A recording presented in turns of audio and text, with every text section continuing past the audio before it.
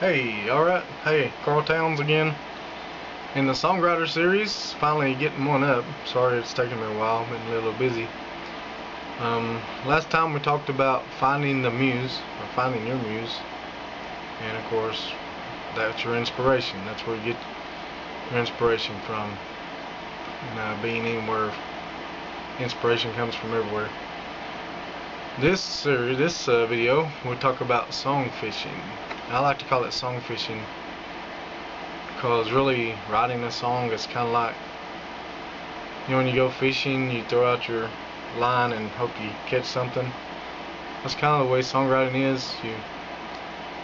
You throw it all out there to try to catch the big one. I mean, that's really what you're doing. And whether you're writing just for you and you alone singing, or writing to hopefully get one recorded by a national artist or an international artist, the purpose is still the same. That's try to grab that one song that people are going to remember. I know as for myself as a songwriter, I love to write, and I've been writing since I was 10 years old, songs, and of course they've come a long way since then, but a lot of it you're just writing because that's what's inside of you. And it's not necessarily to get a big royalty check. That's just a fringe benefit. To me, it's awesome that you have a chance to write something like that will afford you maybe something in return like that, but the real reward is just being able to write a song that people can relate to, and something that might help them through some of their pains or even some of their joys. As songwriters, we kind of have a special place. We're given the ability to change someone's mood in a heartbeat. Kind of goes hand in hand with musicians, but without the songwriter there is no music to play without the composition.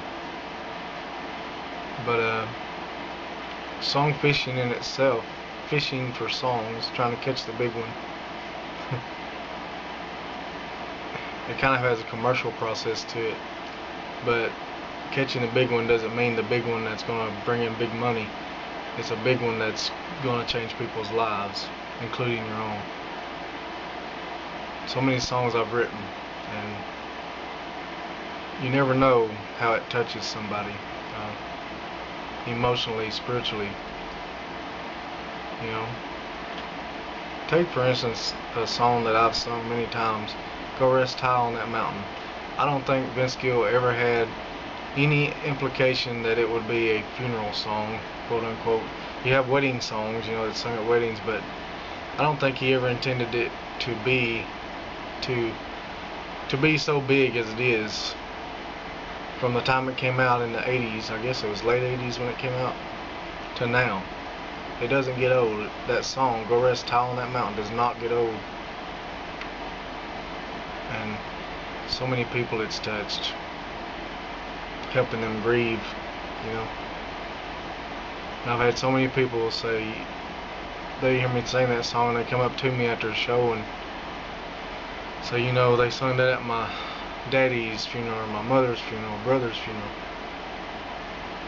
And they remember that, remember how big a part of their lives it was. And that's what we're talking about when we're song fishing. We're trying to catch one that's going to have that impact on people. And so, but it's very interesting that, I call it song fishing for a really good reason, because you consider actual fishing, going out here to a lake or wherever, you have to have a fishing pole. That's your tool. Your tool to bring in the big one, to catch that fish, is your fishing pole.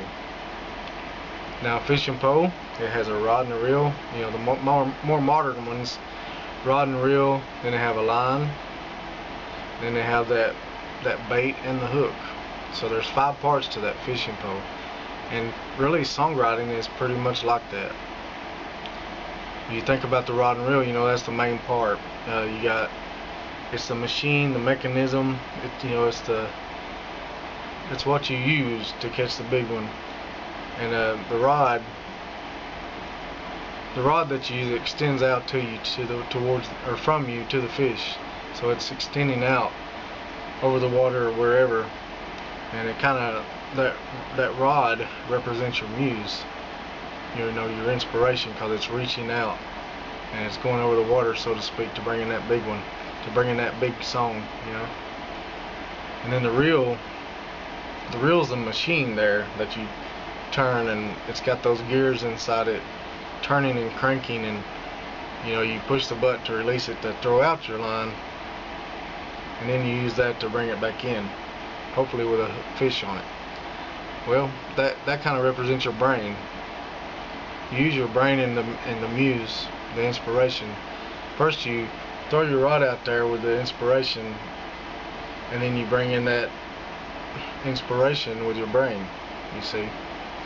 And so casting out with inspiration, and then reeling it in with your mind, so that you can bring them all together. Bring in that inspiration and the lyrics and whatever you're wanting to sing about or write about into one thing. And so, it's pretty interesting how that works. Then you have the line, and you may already get that. You have lines in a song, but really it's more than that. It's just, it's the words and the lyrics and the melody itself, but it really is it's the line between your inspiration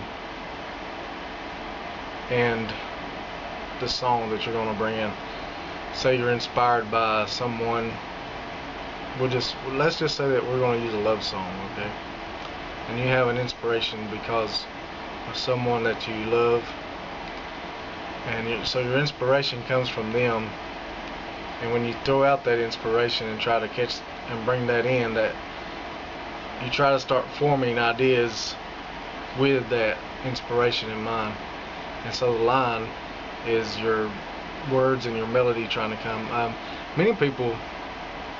Some people just write the words. Some people just write lyric.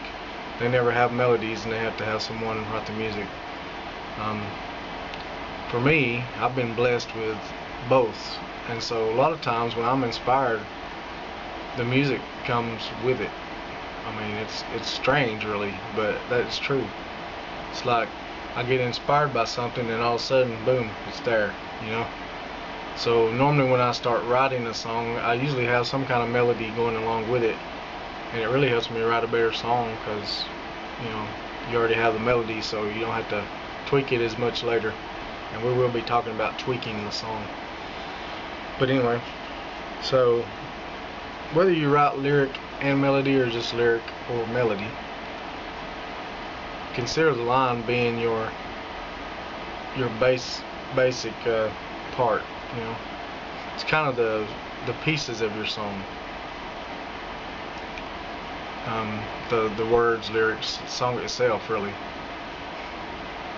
But just like in fishing, you could sit down and just write a bunch of words, and okay, I have a song.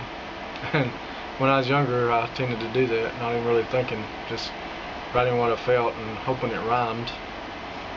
But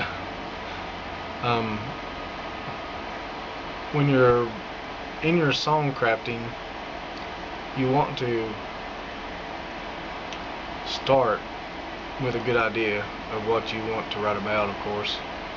But like in that fishing pole, on the end of that line you have two things. You have the hook, which actually catches the fish, and then you have the bait. And the hook, and it's actually a term in songwriting, and it's attached to that line, it's tied to that line, and that hook,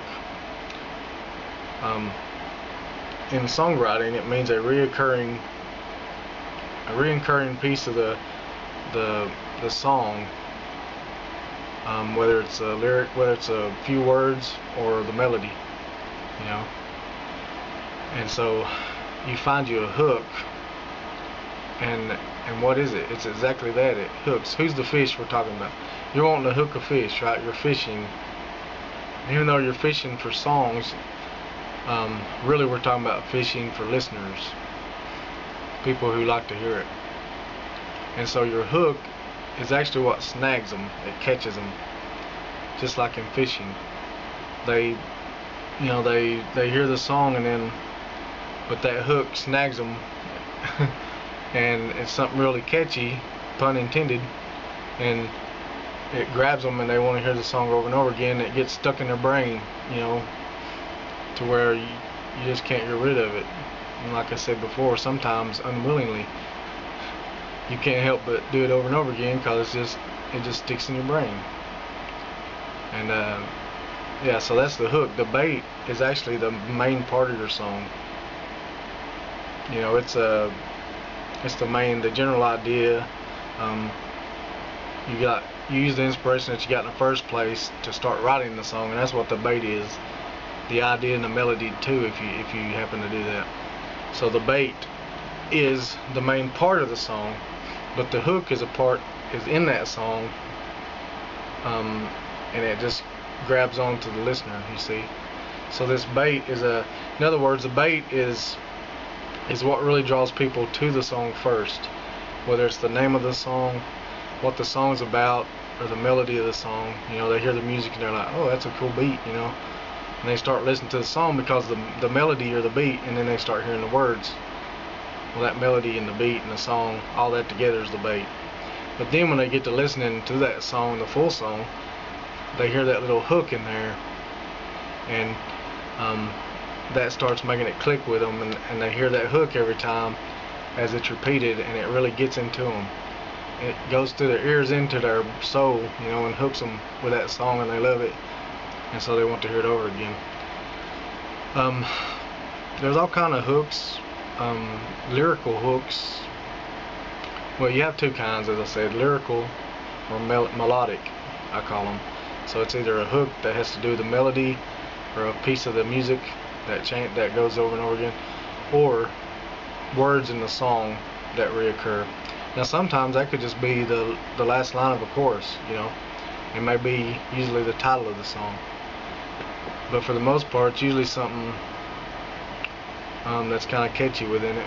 And it may be a nonsense word. In songwriting, a nonsense word is na na na, or something that's not an actual word.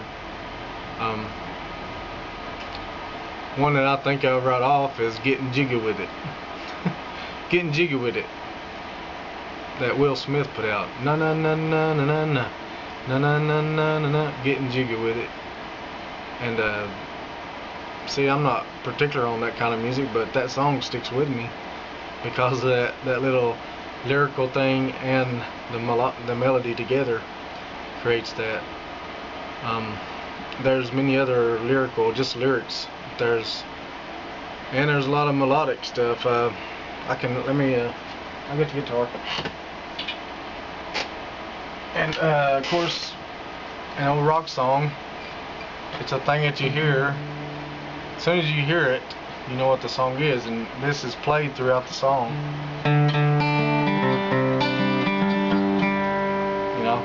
And so that's played throughout the song as a hook. Anytime as they're going through the song, and so the people hear that, and as soon as they hear that, they know what that song is. As soon as they hear that one little part coming on the radio or wherever, they know exactly the song. Another one, kind of a country song. Most country folks know what this is.